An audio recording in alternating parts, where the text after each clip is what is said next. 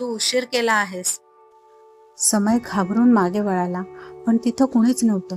तेवढ्यात मंदिराच्या मध्यभागी असलेली काळी मूर्ती हळूहळू हलू लागली. मूर्तीचे डोळे लाल झाले आणि संपूर्ण मंदिर हादरू लागलं. समय पळण्याचा प्रयत्न करू लागला.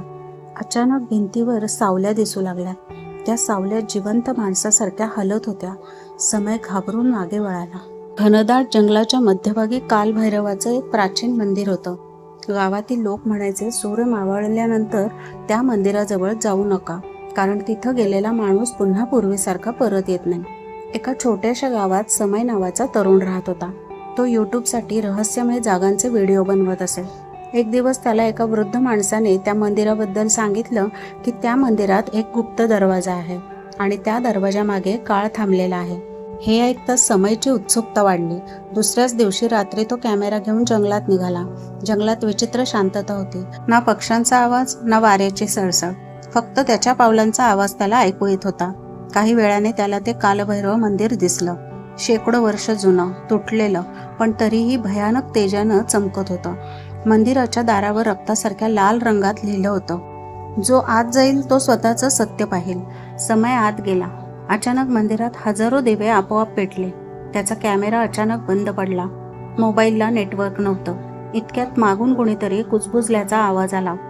तू उशीर केला आहेस. समय घाबरून मागे वळाला, पण तिथं कोणीच नव्हतं. तेवढ्यात मंदिराच्या मध्यभागी असलेली काळी मूर्ती हळूहळू हलायला लागली. मूर्तीचे डोळे लाल झाले आणि संपूर्ण मंदिर हादरू लागलं. समय पळण्याचा प्रयत्न करू लागला.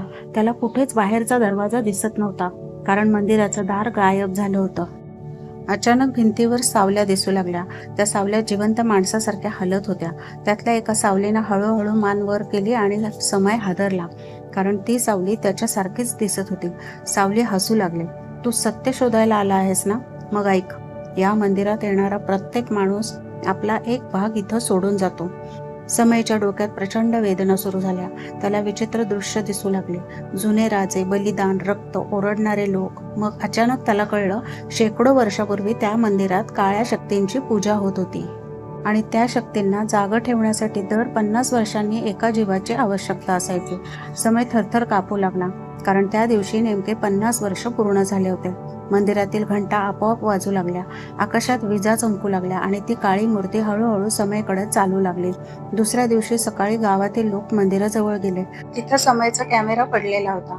कॅमेरामध्ये शेवटचा व्हिडिओ चालू होता. त्यात समय किंचाळत म्हणत होता, दार बंद करू नका, ते माझ्या मागे येत आहेत. आणि अचानक स्क्रीन काळी झाली. आजही त्या जंगलातून रात्री कधी कधी आवाज येतो, तू उशीर केला आहेस.